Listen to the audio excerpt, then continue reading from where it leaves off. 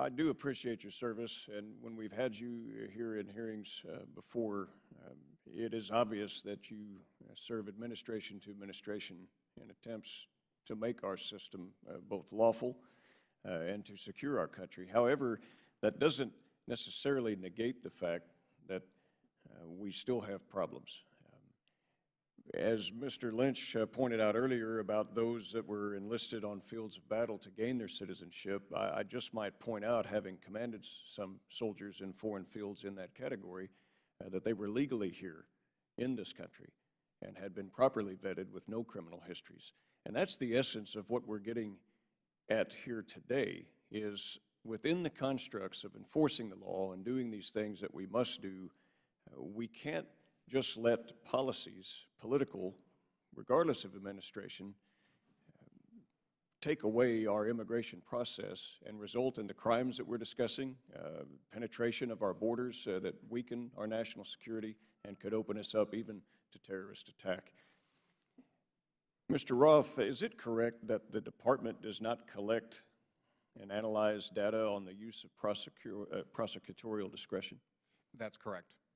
And can you explain why this is significant? Yes. It's best to do it by example. For example, if ERO officers go into, say, a house to look for a specific violent felon, there might be 3 or 4 other individuals that would be susceptible to deportation. By the fact that those officers exercise prosecutorial discretion on those individuals means that really it's invisible to the policymakers as to, one, who's exercising prosecutorial discretion and why.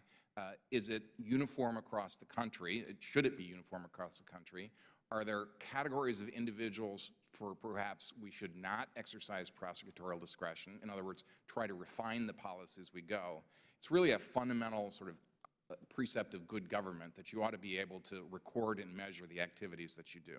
Well, did the DHS explain what data it reviewed in setting those priorities for apprehension, detention, removal of undocumented immigrants, illegal aliens? They did not, as far as prosecutorial discretion. Obviously, they capture a number of different data points of information with regard to the number of apprehensions, the number of deportations, those kinds of things, estimates of the number of individuals illegally in the United States, but they do not capture what we think is an important thing, which is the exercise of discretion. And I think on this theme, part of the concern is that these data gaps weaken our immigration enforcement efforts. Director Saldana, I have read reports where ICE agents have complained that they've not been able to access alien criminal history.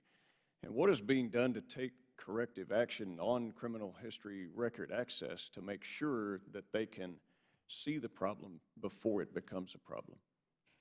And actually, I've actually sat down and run through our data points and all the information that an officer may have available to them at the time of apprehension, book-in, whatever.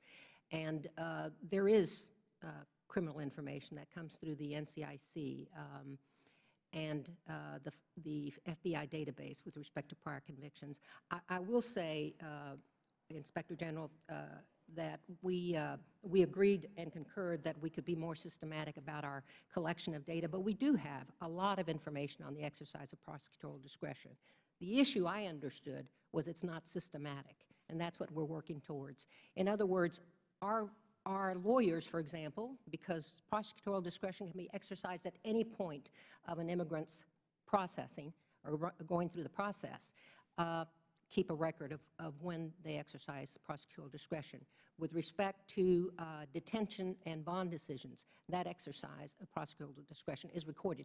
The issue is, and the reason we concurred with the ultimate finding was, we are currently working, and have been actually for several months, on systematically recording that information and consistently. You can imagine a law enforcement officer out there in the field trying to do his job, knocking on a door at 6 in the morning, and yes, they may not stop to note. I know you've had some efforts in the intensive supervision program, and that's laudable, but the problem is, what is being done to ensure that the intensive supervision program is maintained until the immigration status of the individual is determined. Right now, there have been identified gaps where that supervision is neglected before their immigration status is done. And why is that, and what will you do to correct that? Well, actually, that's what I'm saying.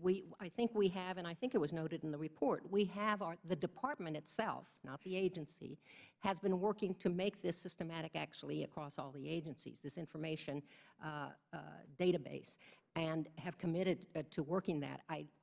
I'm not even sure right now if I can remember where the report noted. The hope is that we can get that completed sometime this year. But that is a huge effort that is being undertaken by our policy people and our technical people, and I think it's very well underway.